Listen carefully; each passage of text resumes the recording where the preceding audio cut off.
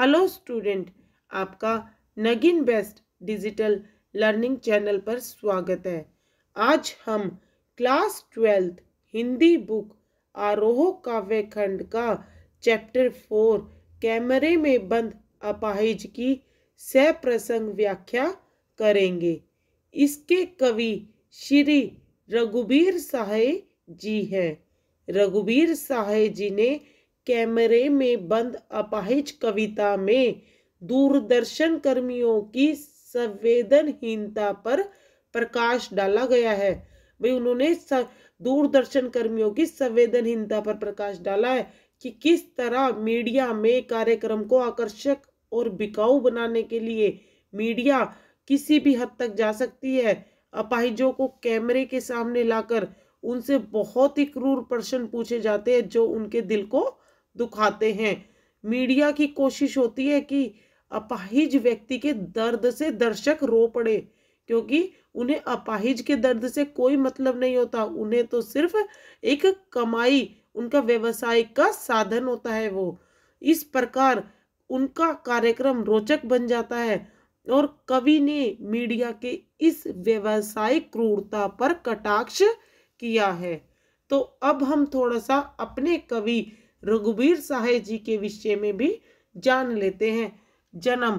उनका जन्म कब हुआ था? सन 1929 में लखनऊ के उत्तर प्रदेश में उनका जन्म हुआ। उनकी बहुत ही प्रमुख रचनाएं संपादित उनके साहित्य, उनके काव्य संकलन सीढ़ियों पर, धूप में, आत्महत्या के विरुद्ध, हंसी हंसो जल्दी हंसो, उन्होंने कई पत्रकारिताओं में भी काम किया है। ऑल इंडिया रेडियो के हिंदी समाचार विभाग से संबंध रहे हैं उनके।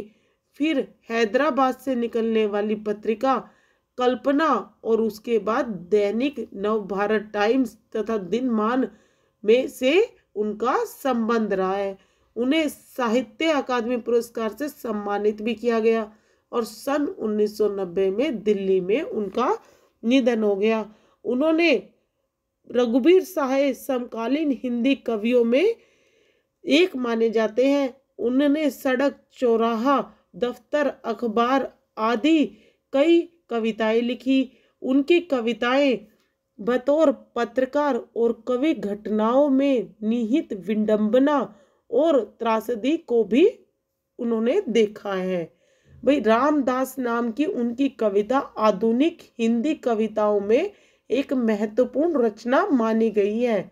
उन्होंने अत्यंत साधारण और अनायास सी प्रतीत होने वाली शैली में समाज की दारुण विडंबनाओं को पकड़ने की जो कला रघुबीर साहे की कविताओं में मिलती है ना, उसका प्रतिनिधि उदाहरण कहीं और नहीं देखने को मिल सकता। उसका उदाहरण उन्होंने अपनी कविता कैमरे में बंद अपाहिज, जो लोग भूल गए हैं कि संग्रह से ली गई है। भाई लोग इस कविता को भूल गए हैं, इस कविता से ली है उन्होंने। शारीरिक चुनौती को झेलते व्यक्ति से टेलीविजन कैमरे के सामने किस तरह के सवाल पूछे जाएंगे। भाई शारीरिक चुनौती यानी अपाहिज व्यक्ति, जो इस अपाहिजता को झेल रहा है व्यक्ति, टेलीविजन कैमरे के सामने किस तरह उससे सवाल पूछे जाते हैं। कार्यक्रम को सफल बनाने के लिए उससे किस तरह उससे क्वेश्चन किए जाते हैं, इसका लगभग सपाट तरीके से बयां करते कवि ने एक तरह की पीड़ा के साथ दृश्य संचार माध्यम के संबंध को रेखांकित किया है।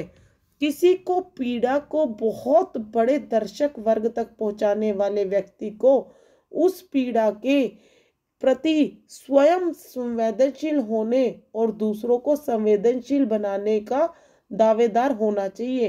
भाई अगर जो व्यक्ति स्वयं इस पीड़ा को भुगत रहा है और वो अगर स्वयं उसको भुगतेगा दूसरा, तब उसके संवेदनशील बनाने का दावादार हो सकता है वो। लेकिन विडंबना यह है कि आप जब पीड़ा को पर्दे पर उभारने का प्रयास करते हैं ना, तो कारोबारी दबाव के तहत उसका रवैया संवेदनशील हो जाता है, उसका रवैया ही बदल जाता है। साहे जी की यह कविता टेलीविजन स्टूडियो के भीतर की दुनिया को उभारती जरूर है, लेकिन यह आवश्यक नहीं है कि इससे सिर्फ क्या होगा, टेलीविजन माध्यम से जोड़कर देखा जाए, इस अपाहिजता को टेलीविजन माध्यम से ही जोड़कर देखी जाए। अपनी व्यंजना में उन्होंने कविता हर ऐसे व्यक्ति की ओर इशारा करती है, कविता में जो उन्होंने प्रकट किया है वो हर एक ऐसे व्यक्ति की ओर इशारा करती है जो दुख, दर्द, यातना, वेदना को बेचना चाहता है। भाई अपने दुख दर्द को बेच रहा है और सब कुछ सहन कर रहा है। इस कविता को शारीरिक चुनौती झेलते लोगों के प्रति संवेदनशील नजरिया अपनाने के लिए प्रेरित करते पाठ के रूप में देखा जा सकता है। इसके लिए कवि ने घोर संवेदनहीनता को रेखांकित करने का तरीका अपनाया है। वह दिखलाता है कि किस तरह करुणा जगाने के मकसद से शुरू हुआ कार्यक्रम क्रूर बन जाता है। तो इस तरह इस कवि ने पूरी कविता की भाषा बड़ी सहज और सहज बना दी है। सरल भाषा में उन्होंने बड़ा अच्छी तरह इस कविता का व्यंग्य किया है। काव्यांश में नाटकीयता है, मीडिया की मानसिकता पर करारा व्यंग्य है। व्यंजना शब्द शक्ति का प्रयोग किया गया है। अलंकारों और मुहावरों के प्रयोग ने कविता को चार चांद लगा दिए हैं। भाषा कविता को छंद मुक्त है। हिंदी, उर्दू और खड़ी बोली के शब्द सहज प्रयोग किया है उन्होंने। कवि ने रघुवीर साय जी ने छंद मुक्त शब्दों का प्रयोग किया है। व्याकरणता का सही ढंग से प्रयोग ने पूरी कविता को सही ढंग से पूरी तरह से कवि की प्रशंसा के काबिल बना दिया है। पाठकों के लिए अगर एक कविता में व्याकरणता का सही ढंग से प्रयोग ही एक सफल कवि और कविता की पहचान है, पाठकों की नज़र में यह एक कवि की सफलता की पहचान है। तो इस कविता में के माध्यम से हम देखेंगे कि दूरदर्शन कर्मियों की संवेदनहीनता को, भाई हम इस चैप्टर के माध्यम से इस तरह देखेंगे कि दूरदर्शन कर्मियां किस तरह संवेदनहीन हो जाते हैं। तो चलिए हम चैप्टर के माध्यम से देखते हैं कि क्या होता है। तो चलिए अब हम इसकी सप्रसंग व्याख्या करते हैं। प्रसंग नंबर 1, हम दूरदर्शन पर बोलेंगे, हम समर्थ शक्तिवान, हम एक दुर्लभ को लाएंगे, एक बंद कमरे में उनसे पूछेंगे तो आप क्या अपाहिज, तो आप क्यों अपाहिज है। भाई इसमें मीडिया के विषय में बताया है कि एक अपाहिज को लाएंगे और उससे प्रश्न करेंगे। उसका अपाहिजपन तो दुख देता होगा, देता है, कैमरा दिखाओ इसे बड़ा बड़ा, हाँ तो बताए अपना दुख क्या है, जल्दी बताए वह दुख बताए, बता नहीं पाएगा। भाई इसमें बताया है कि हमें रघुवीर साय जी की इस प्रसंग में हमें बताया गया है कि हम दूरदर्शन पर बोलेंगे, हम समर्थ शक्तिवान, हम एक दुर्लभ को लाएंगे एक बंद कमरे में। रघुवीर साय एक कवि होने के साथ साथ एक प्रतिष्ठित पत्रकार भी थे। भाई एक पत्रकार भी थे, वो एक कवि होने के साथ साथ एक पत्रकार भी थे। इस कविता के अंतर्गत उन्होंने पत्रकारिता की दुनिया में होने वाली व्यवसायीकरण और उसके फलस्वरूप उत्पन्न नैतिकता के ह्रास को चित्रित किया है। भाई इस कविता के माध्यम से, इस कविता के अंदर उन्होंने पत्रकारिता की दुनिया में होने वाले व्यवसायीकरण और उसके फलस्वरूप उत्पन्न, भाई जब उन्होंने व्यवसायीकरण के बाद उसके फलस्वरूप जो उत्पन्न होता है नैतिकता का ह्रास, उसका चित्रित किया है। उन्होंने अपनी इस कविता में उसका चित्रण किया है। हम दूरदर्शन पर बोलेंगे, हम समर्थ शक्तिवान। भाई इसमें बताया है दूरदर्शन के संचालक खुद को शक्तिमान मानते हैं। जो दूरदर्शन के संचालक होते हैं वो खुद को शक्तिमान मानते हैं। संचालक कहता है भाई हम एक दुर्लभ को लाएंगे एक बंद कमरे में। भाई हम स्टूडियो के एक बंद कमरे में एक कमजोर प्राणी को बुलाएंगे। दुर्बल यानी कमजोर प्राणी। दुर्बल क्या होता है? कमजोर प्राणी। कमजोर प्राणी को बुलाएंगे, यानी एक अपाहिज को बुलाएंगे। हम एक अपाहिज को कैमरे के सामने लाकर उससे पूछेंगे, एक बंद कमरे में उससे पूछेंगे, तो आप क्या अपाहिज? तो आप क्यों अपाहिज है? भाई उससे हम एक अपाहिज को कैमरे के सामने लाकर उससे हम प्रश्न पूछेंगे, तो हाँ बताइए कि आप अपाहिज हैं। भाई आप बताइए कि आप अपाहिज हैं, आप अपाहिज क्यों हैं? वह इसका उत्तर दे, इससे पहले ही हम पूछ लेंगे कि आप अपाहिज क्यों हुए। भाई इसमें बताया है कि दूरदर्शन में एक अपाहिज को, भाई दूरदर्शन इतना शक्तिमान मानता है अपने आप को, संचालक जो दूरदर्शन का संचालक होता है खुद को शक्तिशाली मानता है, शक्तिमान मानता है। संचालक कहता है कि हम स्टूडियो के बंद कमरे में एक अपाहिज को बुलाएंगे, अपाहिज को कैमरे के सामने लाकर उससे पूछेंगे, तो हाँ बताइए कि आप अपाहिज हैं। वो इतने में उसका आंसर देगा, इतने में हम उससे दूसरा प्रश्न पूछ लेंगे कि आप अपाहिज क्यों हुए। तो अब आगे देखते हैं। आपका अपाहिजपन तो दुख देता होगा, देता है, कैमरा दिखाओ इसे बड़ा बड़ा। भाई वो कहते हैं कि यह प्रश्न बेतुका है। भाई ये प्रश्न तो, उसका संचालक का प्रश्न तो बेतुका है, इसलिए अपाहिज इस पर शांत रहेगा। भाई अपाहिज तो इस पर शांत ही रहेगा कि आपका अपाहिजपन तो दुख देता होगा, ये तो सभी को पता है कि अपाहिजपन तो दुख देता ही है। तब उसके दुखों को कुरेदा जाएगा। भाई संचालक जो है दूरदर्शन का, वो उसके दुखों को कुरेदता है। उससे प्रश्न पूछा जाएगा। फिर उससे क्या प्रश्न पूछा जाएगा? भाई देखो, आपका अपाहिज होना आपको बहुत दुख देता होगा।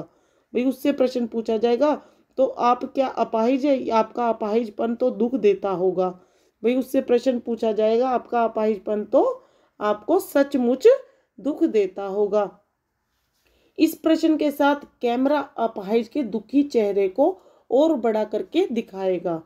भाई इसमें लिखा ना, कैमरा दिखाओ इसे बड़ा बड़ा। भाई इस प्रश्न के साथ ही कैमरा अपाहिज के दुखी चेहरे की ओर, भाई इस प्रश्न के बाद अपाहिज का चेहरा दुख से भर जाता है, क्योंकि उसके अपाहिजपन का मजाक उड़ाया जाता है, दुख से भर जाता है, तो उसके चेहरे पर कैमरा रखकर बड़ा करके दिखाया जाएगा। हाँ तो बताइए आपका दुख क्या है? जल्दी बताइए, वह दुख बताइए, बता नहीं पाएगा। भाई यहाँ पर कहा है इस प्रश्न के साथ ही, भाई इस पर वह शांत हो जाएगा। इस प्रश्न के बाद ही अपाहिज जो है वो शांत रहेगा और फिर पूछेगा, उससे फिर प्रश्न पूछा जाएगा, क्या अपाहिज होना आपको सचमुच दुख देता है? इस प्रश्न के साथ ही कैमरा अपाहिज के दुखी चेहरे को और बड़ा करके फिर से दिखाएगा। नजर उसके चेहरे पर होगी। भाई जो संचालक होगा उसकी नजर उसके ऊपर होगी, उसके चेहरे के ऊपर। तब उसे फिर उत्तेजित करके फिर से पूछा जाएगा क्वेश्चन, फिर से क्वेश्चन पूछा जाएगा, हाँ तो बताइए आप अपने दुख के बारे में बताइए। हाँ तो बताइए अपना दुख क्या है? भाई अपने दुख के बारे में बताइए, जल्दी बताइए, वह दुख बताइए, जल्दी कीजिए, समय बीता जा रहा है। संचालक को लगता है कि अपाहिज इतना होने पर भी अपने दुख के बारे में कुछ नहीं बताएगा, यानी बता नहीं पाएगा, कुछ भी नहीं बताएगा। तो अब हम इसका सप्रसंग व्याख्या करेंगे। हमने इसकी लाइन टू लाइन हिंदी करी, अब हम सप्रसंग व्याख्या में देखते हैं कि किस तरह हमें वो लिखना है।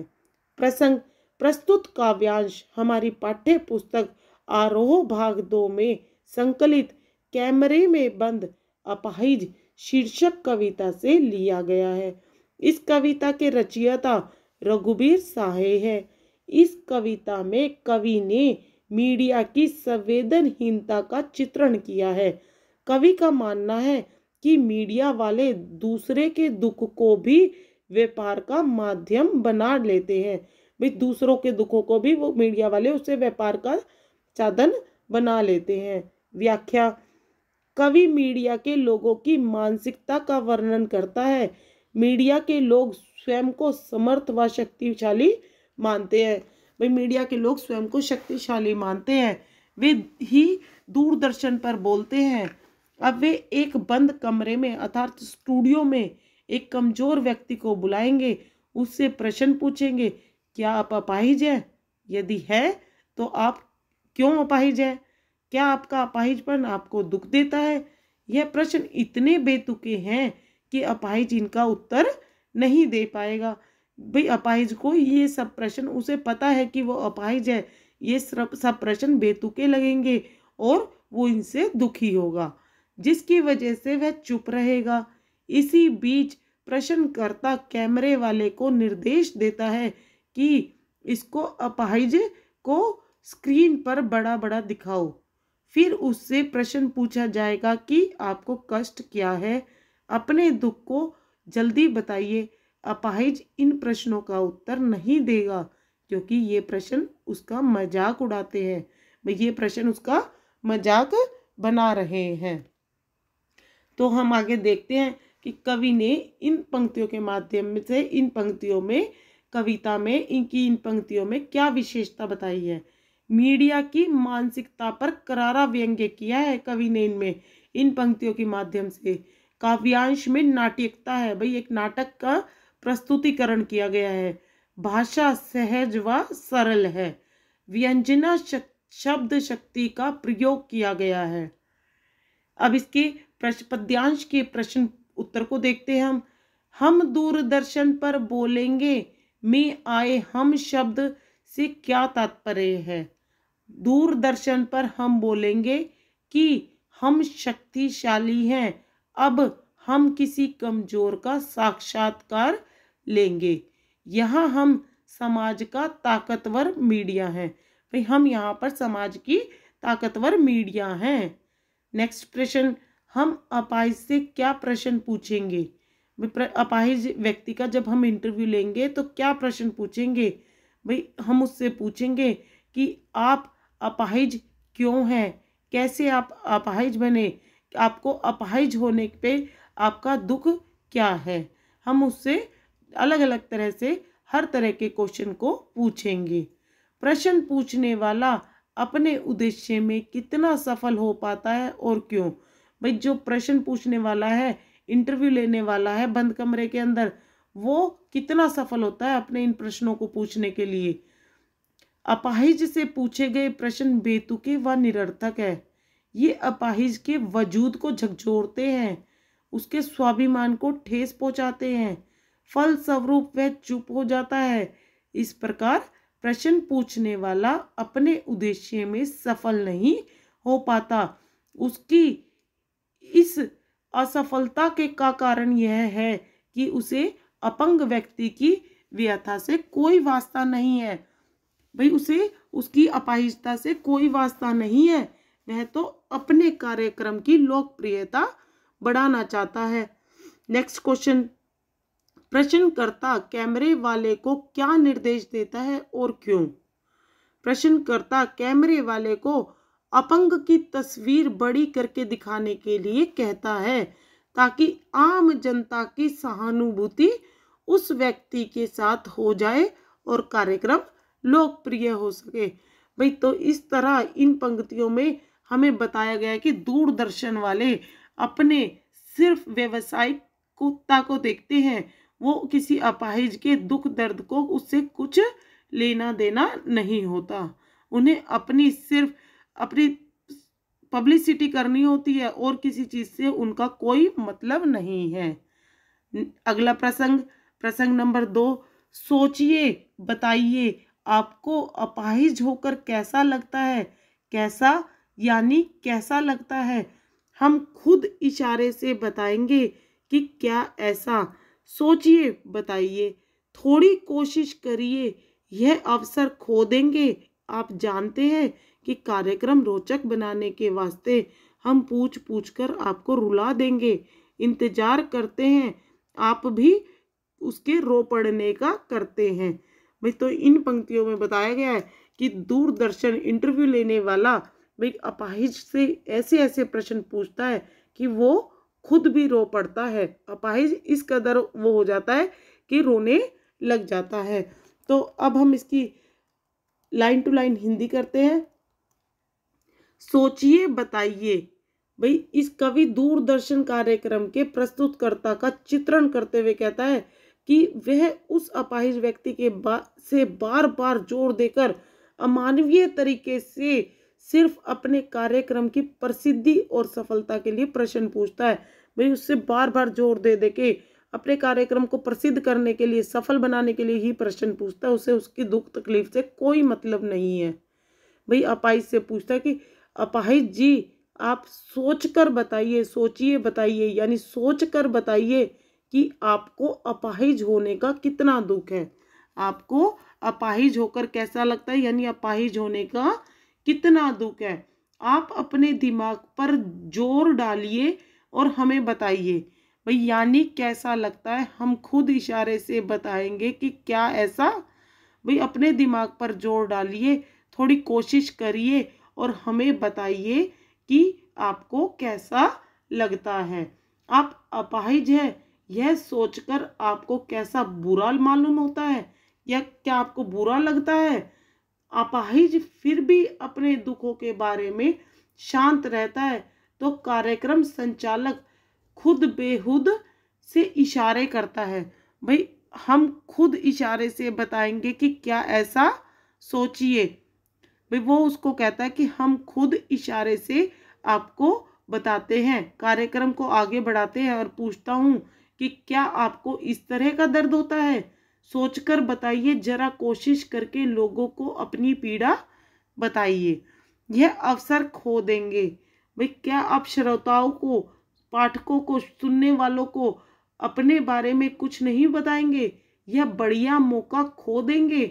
आप सौभाग्यशाली हैं कि आपको अपना दुख करोड़ों लोगों के सामने बताने का मौका मिला है। कार्यक्रम संचालक कहता है, यानी इंटरव्यू लेने वाला कहता है कि हमें अपने कार्यक्रम को रोचक बनाना है। इसके लिए जरूरी है कि अपाहिज व्यक्ति अपने दर्द को खोलकर बताए। भाई इसके लिए जरूरी है कि कार्यक्रम को रोचक बनाने के लिए कि जो अपाहिज व्यक्ति है अपने दर्द को खोलकर, बिल्कुल निचोड़कर बताए। इसलिए हम उससे इतने सवाल पूछेंगे कि उसे पूछ पूछ कर रुला देंगे। भाई हम पूछ पूछ कर उसका रुला देंगे, यानी हम उससे इतने प्रश्न पूछेंगे कि पूछते ही रहेंगे जिससे वो रोने लग जाएगा। इंतजार करते हैं आप भी उसके रो पड़ने का करते हैं। भाई यदि उसे दुख भी नहीं भी होगा तो भी हमारी कोशिश से वो रो देगा। दर्शक भी उस क्षण का इंतजार करते हैं जबकि अपाहिज अपना दर्द बताते बताते रो पड़े। क्या दर्शक इंतजार नहीं करते? जरूर करते होंगे। भाई दर्शक इस बात का इंतजार करते होंगे कि अपाहिज अपना दर्द बताते बताते रो पड़े। तो अब इसकी सप्रसंग व्याख्या को देखते हैं। प्रसंग: प्रस्तुत काव्यांश हमारी पाठ्य पुस्तक आरोह भाग 2 में संकलित कैमरे में बंद अपाहिज शीर्षक कविता से लिया गया है। इस कविता के रचयिता रघुवीर साहे हैं। इस कविता में कवि ने मीडिया की संवेदनहीनता का चित्रण किया है। कवि का कहना है कि मीडिया के लोग किसी न किसी तरह से दूसरे के दुख को भी व्यापार का माध्यम बना लेते हैं। अब इसकी व्याख्या देखते हैं। भाई इस काव्यांश में कवि कहता है कि मीडिया के लोग अपाहिज से बेतुके सवाल करते हैं। वे अपाहिज से पूछते हैं कि अपाहिज होकर आपको कैसा लगता है, यह बात सोचकर बताइए। भाई वो अपाहिज को इस कदर परेशान करते हैं प्रश्न पूछ पूछ कर कि वो वहाँ पर रोने लग जाता है। उसे बहुत दुख होता है। यदि वह नहीं बता पाता तो वे स्वयं ही उत्तर देने की कोशिश करते हैं। वे इशारे करके बताते हैं कि क्या उन्हें ऐसा महसूस होता है। थोड़ा सोचकर और कोशिश करके बताइए। भाई वो अपाहिज के ऊपर बार बार जोर देते रहते हैं, प्रश्न करते रहते हैं कि आप थोड़ा सोचिए, कोशिश करिए और बताइए, हमारे दर्शकों को बताइए कि आपको अपाहिज होकर कैसा लगता है, कि आपको दुख होता है। बार बार उससे प्रश्न करते हैं। यदि आप इस समय नहीं बता पाएंगे तो यह सुनहरा अवसर खो देंगे। यानी अभी आप नहीं बताएंगे तो मीडिया के सामने आप बैठने का, दूरदर्शन पर बैठने का अवसर खो देंगे। अपाहिज के पास इससे बढ़िया मौका नहीं हो सकता कि वह अपनी पीड़ा समाज के सामने रख सके। मीडिया वाले कहते हैं कि हमारा लक्ष्य अपने कार्यक्रम को रोचक बनाना है।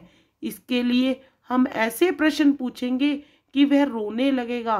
वे समाज पर भी कटाक्ष करते हैं कि वे भी उसके रोने का इंतजार करते हैं। वह यह प्रश्न दर्शकों से नहीं पूछेगा। इसमें क्या विशेषता बताई गई है? कवि ने क्षीण होती मानवीय संवेदना का चित्रण किया है। सरल व एवं भावानुकूल खड़ी बोली में सहज अभिव्यक्ति है। काव्य रचना में नाट्यता तथा व्यंग्य है और अनुप्रास व प्रश्न अलंकार है। दूरदर्शन के कार्यक्रम निर्माताओं पर करारा व्यंग्य है। मुक्त छंद है, भाई इन्होंने मुक्त छंद का प्रयोग किया है। पद्यांश के प्रश्नों को देखेंगे। कवि ने दूरदर्शन के कार्यक्रम संचालकों की किस मानसिकता को उजागर किया है? भाई कवि ने किस मानसिकता को उजागर किया है? कवि ने दूरदर्शन के कार्यक्रम संचालकों की व्यावसायिकता पर करारा व्यंग्य किया है। वे अपाहिज के कष्ट को कम करने की बजाय उसे बढ़ा चढ़ाकर बताते हैं। वे क्रूरता की तमाम हदें पार कर देते हैं।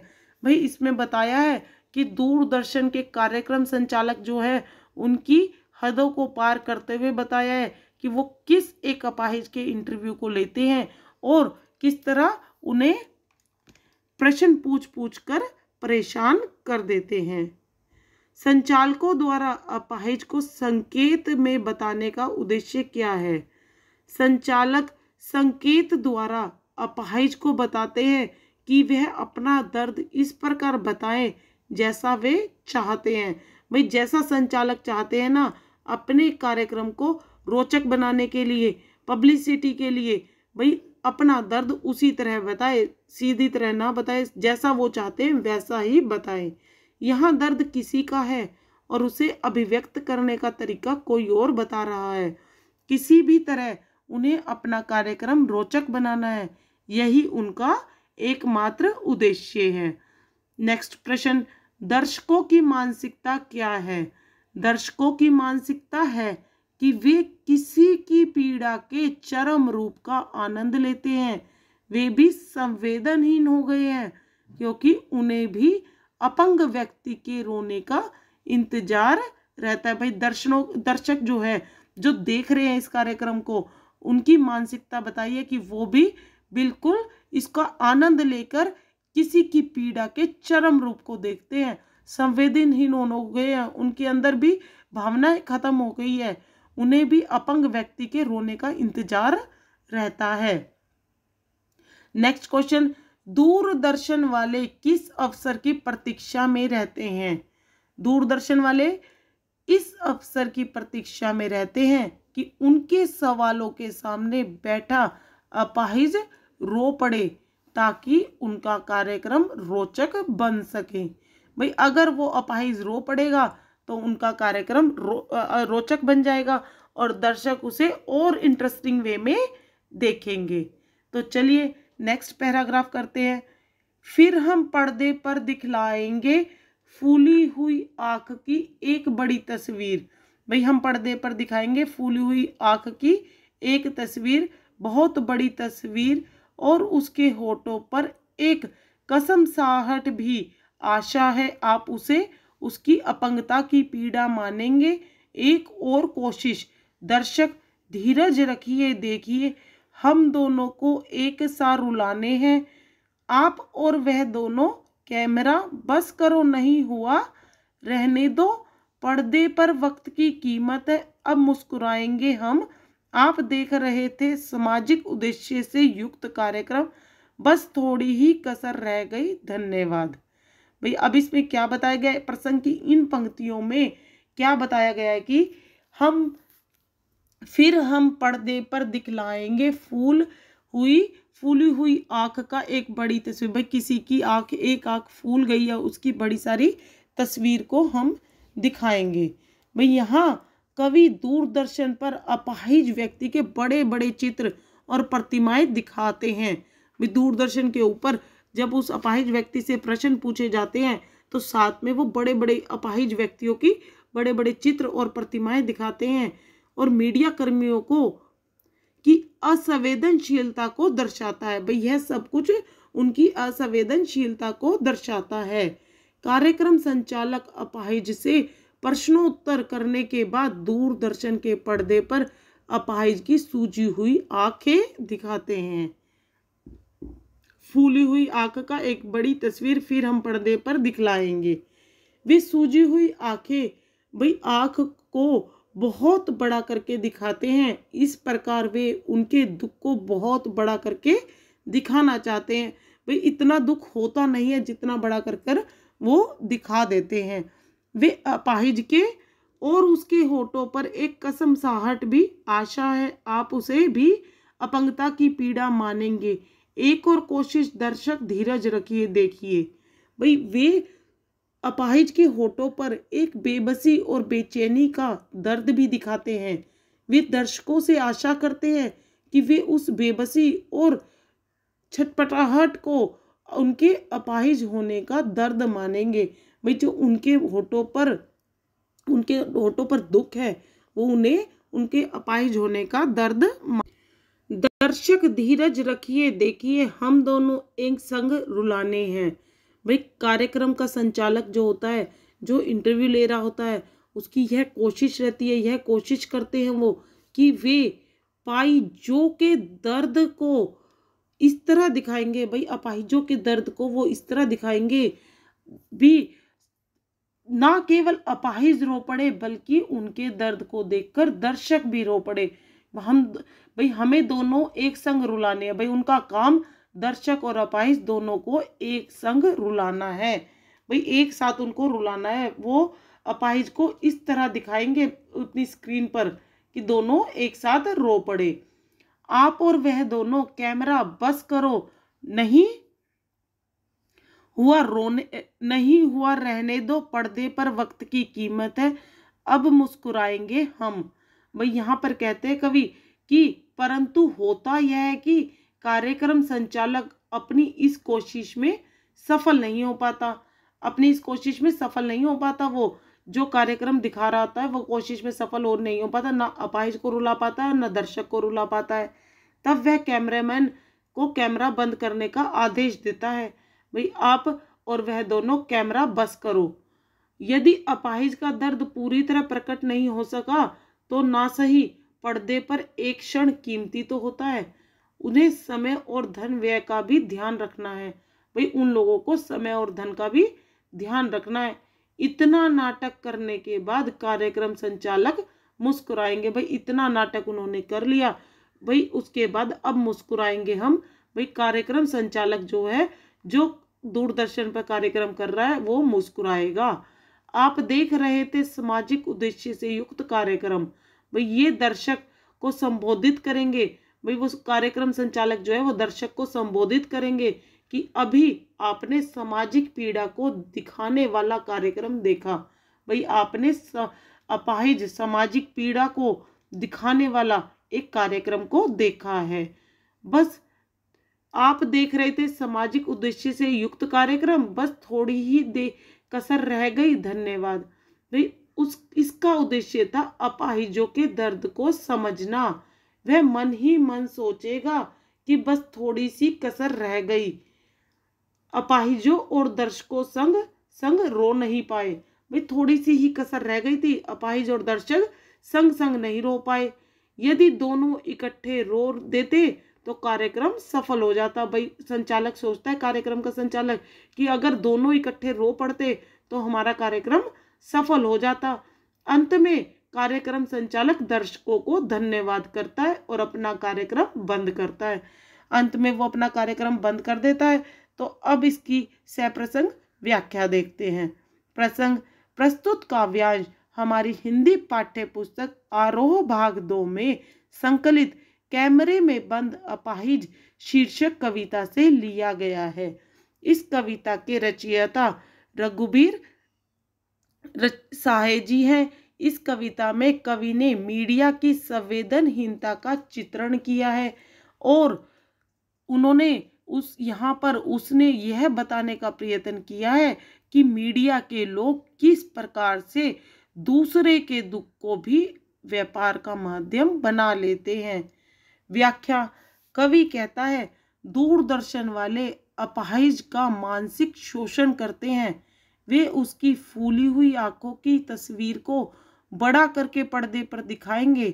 वे उसके होठों पर होने वाली बेचैनी और कुछ ना बोल पाने की तड़प को भी दिखाएंगे। ऐसा करके वे दर्शकों को उसकी पीड़ा बताने की कोशिश करेंगे। भाई हमें व्याख्या में line to line, word to word की हिंदी लिखनी होती है। एक्सप्लेनेशन तो हम लाइन टू लाइन जब एक्सप्लेनेशन करते हैं तब आपको समझाते हैं। वे कोशिश करते हैं कि वह रोने लगे।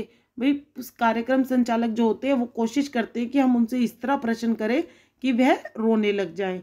साक्षात्कार लेने वाले दर्शकों को धैर्य धारण करने के लिए कहते हैं। भाई कार्यक्रम संचालक जो है वो दर्शकों को धैर्य धारण करने के लिए कहते हैं। वे दर्शकों व अपाहिजों दोनों को एक साथ रुलाने की कोशिश करते हैं। तभी वे निर्देश देते हैं कि अब कैमरा बंद कर दो। जब दोनों रोते ही नहीं है तो वो निर्देश दे देते हैं कि कैमरे को बंद कर दो। यदि अपाहिज अपना दर्द पूर्णतः व्यक्त ना कर पाया तो कोई बात नहीं। और आखिरी में कहते हैं, अगर अपाहिज अपने दर्द को व्यक्त नहीं बता नहीं पाया तो कोई बात नहीं, हम पर्दे का समय बहुत महंगा है। भाई इस कार्यक्रम के बंद होते ही दूरदर्शन में कार्यरत सभी लोग मुस्कुराते हैं और यह घोषणा करते हैं कि आप सभी दर्शक सामाजिक उद्देश्य से भरपूर कार्यक्रम देख रहे थे। इसमें थोड़ी सी कमी यह रह गई कि हम आप दोनों को एक साथ रुला नहीं पाए। फिर भी यह कार्यक्रम देखने के लिए आप सबका धन्यवाद। इसमें क्या विशेषता बताई गई है कि अपाहिज की बेचैनी तथा मीडिया व दर्शकों की संवेदनहीनता को दर्शाया गया है। मुक्त छंद है और उर्दू शब्दावली का सहज प्रयोग है।